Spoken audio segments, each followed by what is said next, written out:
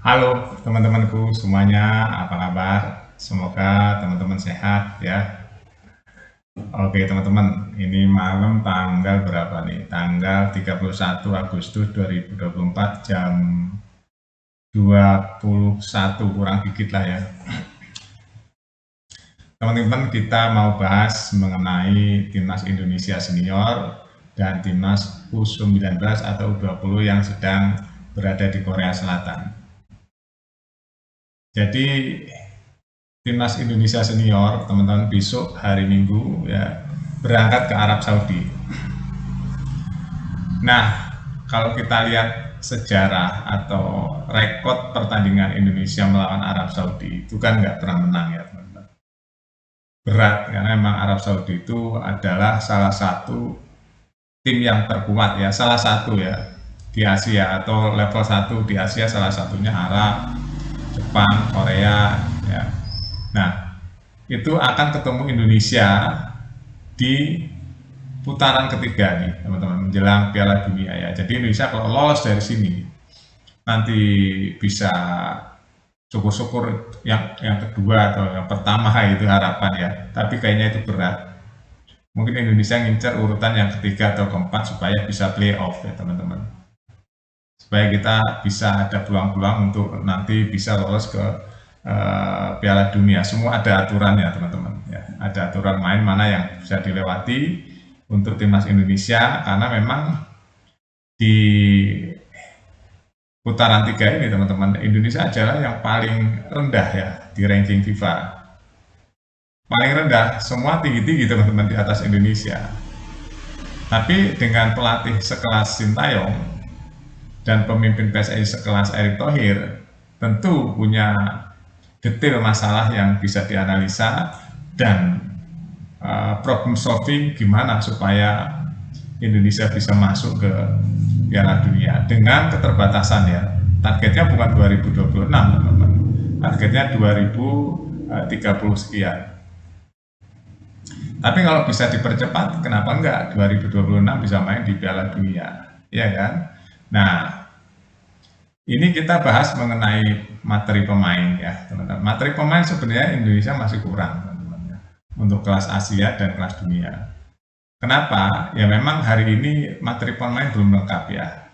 Di sisi striker murni ya Indonesia belum punya dan belum ada striker yang benar-benar bisa diandalkan sampai sejauh ini ya. Makanya peluang-peluang yang diciptakan Indonesia di setiap pertandingan kan banyak ya di areal penalti lawan, tapi finishingnya belum maksimal ya teman-teman, masih terlalu apa ya, kalau dihitung persentasenya itu masih di bawah harapan.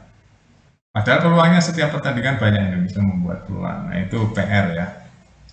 Nah, jadi dengan membangunnya timnas Indonesia atau dibangunnya timnas Indonesia oleh Sintayong dan Erick Thohir ini, teman-teman, Indonesia sudah diperhitungkan ya di tingkat Asia.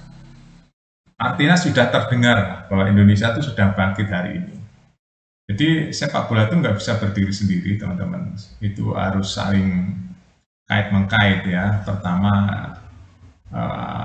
kemampuan pemimpin PSSI-nya itu yang paling penting ya. Yang kedua manajemen internal atau di dalamnya ada pelatih dan sebagainya, pelatih yang pengalaman, yang berkelas, yang berkarakter ya, sehingga bisa membuat timnas Indonesia itu memiliki karakter yang kuat. Terus yang ketiga itu ya itu tadi finance ya, finance. Jadi ketua PSSI kita kan sekarang bagus banget dalam finance ya, sehingga bisa mensupport semua kebutuhan timnas Indonesia untuk mengejar ketertinggalannya. Itu penting ya. Nah, terus kita kembali lagi sekarang ke timnas U20 nih. Nah, besok itu timnas Indonesia akan ketemu dengan kalau nggak salah ya, ketemu dengan Korea Selatan, teman-teman. Nah, bagaimana peluangnya? Nah, ini teman-teman ya, bagaimana peluangnya? Ya, saya rasa emang kita masih di bawah Korea Selatan ya, teman-teman. Tapi ya mungkin Indra Safri punya jurus-jurus tertentu ya, mungkin ya namanya sepak bola ya, kalau kelasnya di bawah-bawah gitu ya harus fokus ya teman-teman. Kita harus fokus karena memang ini pertandingan untuk melihat ya, melihat tim kita persiapannya seperti apa nanti mengikuti Piala Asia ya teman-teman. Ya, jadi memang nggak turun semua kekuatan timnas Indonesia di Piala U20 ini teman-teman.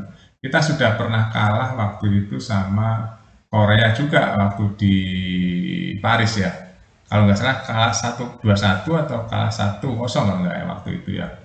Nah, itu kan tipis ya, nggak terlalu jauh. Nah, mudah-mudahan ya dengan latihan-latihan atau tandingan-tandingan persahabatan ini timnas Indonesia bisa menjadi lebih matang lagi ya teman-teman, sehingga nanti regenerasinya atau kesinambungan timnas Indonesia bisa benar-benar direlatekan ya atau disambungkan antara junior dan senior. Jadi besok yang pasti timnas Indonesia sudah terbang ke Arab Saudi ya, besok sudah terbang ke Arab Saudi, ada kurang lebih 14 atau 12 dari Indonesia dan sisanya itu akan datang dari negeri-negeri di mana pemain timnas Indonesia berada kali ini. Ya, kita tunggu saja teman-teman besok kedatangan timnas Indonesia atau keberangkatan timnas Indonesia ke Arab Saudi, walaupun materinya belum lengkap ya, ya, mudah-mudahan kalaupun nanti kita bisa menang alhamdulillah ya, kalaupun kalah ya jangan banyak-banyak gitu ya, supaya nggak kena psikis ya, syukur-syukur bisa draw ya teman-teman. Memang Arab Saudi itu levelnya di atas Indonesia jauh teman-teman ya, selisihnya berpuluh-puluh rankingnya ya. Tapi ya Sintayong kan pelatih kelas dunia ya teman-teman, dia juga tahu menganalisa gimana peta kekuatan Arab Saudi dan Indonesia dengan materi yang ada hari ini ya. Jangan terus kita minder ya, jangan terus kita takut, jangan ya, semua itu di lapangan bisa terjadi ya teman-teman, apalagi kita punya pelatih yang sangat berkarakter ya. Oke, itu aja teman-teman evaluasi atau berita untuk hari ini ya. Kita tunggu saja besok seperti apa beritanya keberangkatan timnas Indonesia ke Arab Saudi, dan kita doakan bareng-bareng mudah-mudahan Indonesia bisa menang, walaupun nggak menang ya kalah nggak usah banyak-banyak atau bisa draw ya, sehingga nanti kita bisa balas di kandang atau di GBK. Nanti saatnya kita akan ketemu Arab Saudi di kandang kita teman-teman. Terima kasih, pantau terus berita-beritanya di Buat Makan TV. Sampai jumpa.